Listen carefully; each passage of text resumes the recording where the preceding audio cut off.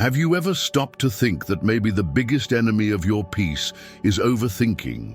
The truth no one tells you is that thinking too much paralyzes you, talking too much drains you, and doing too little. That's what holds you back. While the world screams for attention, the true masters walk in silence. They don't talk, they act. They don't get distracted, they observe. And the key to this strength lies in a philosophy most people think is too old to work: Stoicism. But let me tell you something. The greatest leaders in history used it to stay focused, clear, and grounded in action during chaos. This isn't self-help talk. It's a real-life manual. You want mental freedom? Then stop looking for answers outside. It all starts within: silence, self-discipline, acceptance. Here you're going to learn how to master your thoughts, control your reactions, and build consistent progress. No drama, no perfection. If you're tired of feeling lost, reacting impulsively, saying things you didn't need to say, and thinking things that make no sense, this video is what you've been needing. The reward isn't just theoretical, it's practical, fast, and transformative. But only for those who are brave enough to flip the switch, ready to find out what happens when you think less, speak less, and finally, act. It's common for the mind to fire off thoughts as if they were absolute truths. You're not good enough. This will never work. She doesn't like you. And the worst part, we believe them.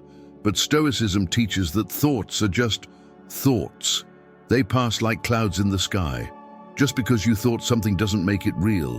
When you understand that, you start freeing yourself from emotional reactivity. You begin to act with clarity, with focus, with self-discipline. Conscious action only comes after introspection, and introspection is only possible when we stop confusing mental noise with truth. Just think about it. If every thought were true, no one would get out of bed. We wake up with our heads full of noise, anxiety, doubts, frustrations, but Stoicism invites you to observe those thoughts as if you were a spectator, not the character. You know when you're watching a movie and think, this protagonist is overreacting? Exactly. Do that with your own mind. Ask yourself, is this a fact or just a fear-driven thought? This daily practice builds mental freedom and strengthens your resilience. A great exercise is keeping a thought journal. Write down what your mind says, then ask, is this useful or is it just noise? This activates self-awareness and breaks automatic patterns.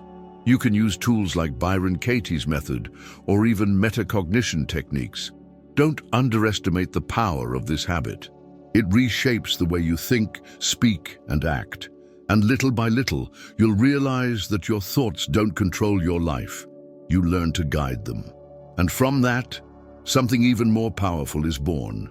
There's a type of power most people overlook: the power of silence. In a world where everyone wants to speak louder, those who master silence naturally become wiser.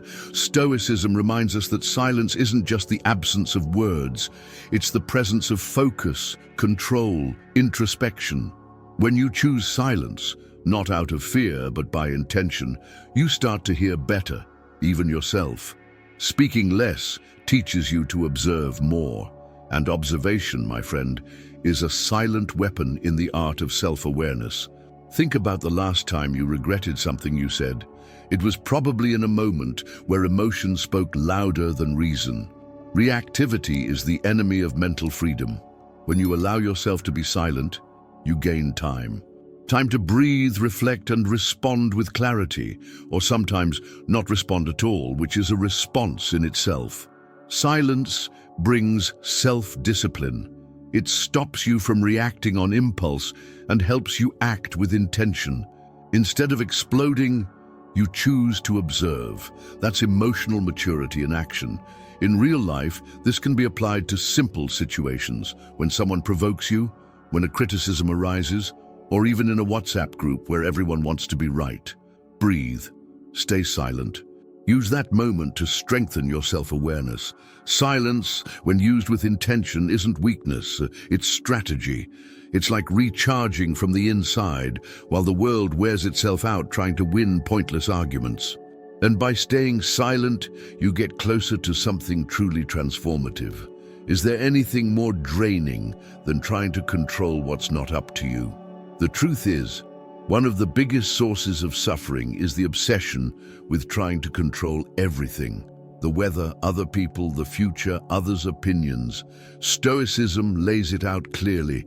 Only spend energy on what's in your hands. The rest? Acceptance. Simple as that. Focus is a choice. When you learn to direct your thoughts toward what you can change and not toward what only frustrates you, you regain control over your life. It sounds simple, but it changes everything. Picture someone complaining about the rain while trying to run in the park. They can curse the weather, get mad at the wind, or they can accept it and adjust. Maybe run on a treadmill, maybe rest for the day. See the difference? That's conscious action, that's mental freedom. A practical habit to build that clarity is to list every day what's within your control. Can you manage your routine, your reaction to a problem, your self-discipline? Great. Start there. The rest, let it go. Literally, just release it. And here's a straight-up reminder. Social media, traffic, gossip, politics, all of it can drain you, if you let it. But you have the power to choose where to place your attention. Progress happens when your energy goes to the right place. And the right place, my friend, is where you can take action. If something is outside your control, it's pointless to dwell on it. But if it's in your hands, then act. Simple as that. This shift in perspective opens the door to something essential we're going to dive into next. The truth is harsh, but it needs to be said. Some things won't change, no matter how hard you fight against them. And that's okay. Acceptance isn't giving up, it's wisdom. When Stoicism talks about accepting reality, it's not telling you to be passive, but to be smart. Resisting the inevitable only drains your energy and focus. But acceptance connects you to the present and invites conscious action. That's where resilience is born. It's like walking against the wind. You can complain about it, or you can learn to walk with more strength. Let's bring this into real life. Someone disappoints you. An opportunity closes. A plan falls apart. Does it hurt? Of course. But resisting the pain only prolongs the suffering. Acceptance means looking reality in the eye and saying, "This is it. Now what do I do with it?" That's what makes you stronger. This is where self-discipline comes in. You stop fighting what already happened and start acting on what you can still build. That's where progress happens, even in the middle of chaos. Want a practical example? Instead of asking, "Why did this happen to me?" ask, "What can I learn from this?" That simple shift in the question changes your internal state. And more than that, it gives you clarity, because in the end, that's what separates those who grow from those who give up. Pain isn't the problem. The problem is how you deal with it. And when you learn to accept what you can't change, you start to see a kind of healing that doesn't come from noise. There's a kind of silence that doesn't bother. It heals, and it truly heals. It's that moment when you disconnect from the outside noise and start to hear what really matters, yourself. Stoicism values this silence as a bridge to self-awareness. When you choose to quiet the world for a few minutes, no phone, no voices, no urgency, you create space for introspection. And it's in that space where the answers appear. The answers you've been searching for out in the world, but that, deep down, were always within you. A simple example: walking without headphones. Just you, your thoughts, and the sound of the environment. It might seem silly, but it's powerful. That's when you start to realize which goals are truly yours, and which ones were placed there by external pressure. That silence gives you clarity. It shows you what's unresolved, what you're trying to ignore, what still needs healing. It's not an empty silence, it's full of meaning. It's the first step toward conscious action. Without clarity, there is no direction. Have you ever tried meditating for 5 minutes? No fancy techniques, just sitting in silence and breathing. At first it feels uncomfortable, but in that discomfort lies the healing, because silence confronts you and also strengthens you. It shows you what's out of balance and gives you a chance to realign internally. And then when you speak again, your words carry more weight, more intention, more focus. Because after a moment of true silence, you understand that talking too much is just wasting energy. There's a huge difference between talking a lot and communicating well. Stoicism teaches that every word is a choice, not a waste. And once you understand that, you begin to notice the power of silence between sentences. Speaking less doesn't mean staying quiet. It means choosing when and how to speak. It means thinking before you open your mouth so that what comes out has focus, intention, and clarity. Verbal self-discipline is a powerful form of personal control. Whoever masters their speech, masters their mind. Want a practical example? Instead of over-explaining your decisions, just say, "It was a conscious choice." That's it. Straightforward. No overthinking. That shows confidence. Another example? Swap "sorry if I bothered you" for "thanks for your understanding." A subtle shift, but a powerful one. Stoic communication isn't cold, it's refined. It's like a precise arrow. It doesn't need 1,000 words, just direction. And those who speak with intention make a bigger impact than those who never stop talking. This principle applies to meetings, relationships, even social media posts. Before you speak, ask yourself, is this necessary? Will it lead to progress? Does it bring clarity or just feed reactivity? Most arguments are born from impulsive word vomiting. When you learn to speak with purpose, even silence starts to speak for you. And over time, you'll realize that fewer words create more space. Space to grow, to evolve, to plan your next steps with intention. Perfection is a myth that paralyzes. While you wait for the perfect moment, the right day, the brilliant idea, life passes by. Stoicism doesn't preach unattainable ideals, it values movement. The focus here is progress, one step at a time, conscious action, even if imperfect. A messy attempt is better than a perfect idea sitting on a shelf. Progress happens when you trade "I need to be ready" for "I'll start now with what I have." That takes courage, resilience, and a good dose of self-awareness. Want to see this in practice? Some people spend months planning to start going to the gym and never go. But someone who accepts that even 15 minutes of walking is better than nothing starts to evolve. This applies to learning a language, starting a business, taking care of your mind. Read 5 pages a day, record 1 video a week. Write, even if no one reads it at first. Progress is accumulation. Small actions, repeated consistently, create exponential results. And once you understand that, you stop demanding perfection from yourself and start building mental freedom.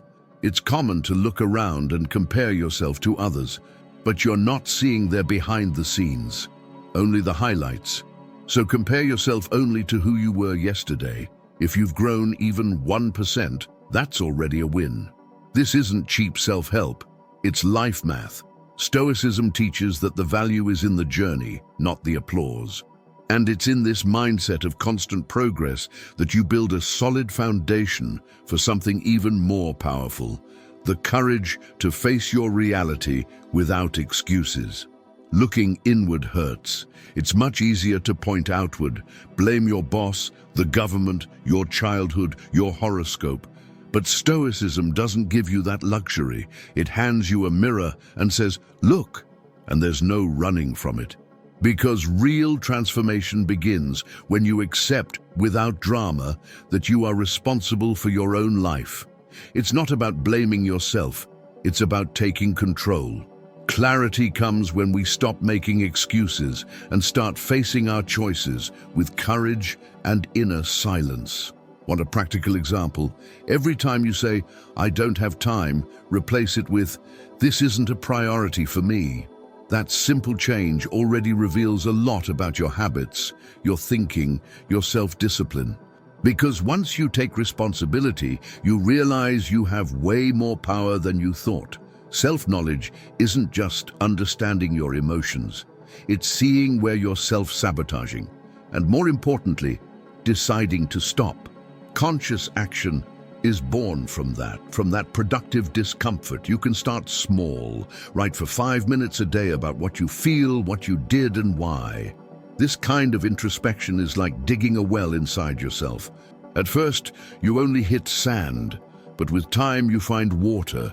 What you discover in there can change the way you live, react, and connect. And it's with that clarity that you begin to build a strong mind, a resilient body, and real connections, because what's unresolved on the inside spills over on the outside. Life is a tripod, a firm mind, a healthy body, and solid relationships. If one of those pillars fails, everything else wobbles. Stoicism teaches us that you can't chase mental freedom while neglecting the body, or cultivate inner peace while ignoring the environment you create with others. Strengthening the mind requires focus, self-discipline, and introspection. Strengthening the body requires daily movement, quality sleep, real food. And strengthening relationships requires presence, active listening, and less emotional reactivity. Planning isn't rigidity, it's clarity. It's knowing where to put your focus today, even if the world is falling apart around you. Stoicism teaches you to plan with your feet on the ground and your soul at peace. The secret isn't in dreaming big, but in acting with consistency. The mental freedom you're looking for begins with small daily commitments, upheld by self-discipline. So tell me, how much longer are you going to let your mind run your life like a radio on full volume with no clear station? It's time to stop living on autopilot and start acting with intention. You already understand you don't need to talk more or think more. You need to act better, with focus, with silence, with self-discipline.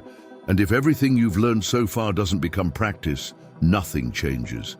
It just becomes another video you watched and forgot. But now, I challenge you.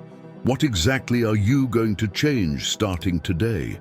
Will you commit to silence? Will you filter your thoughts? Or will you finally create a conscious action plan to break out of stagnation? The choice is yours. Just don't say you didn't know the way. You do, it's right here. And if this content resonated with you, drop a comment below sharing what hit you the hardest. What was the turning point for you? Let's share ideas.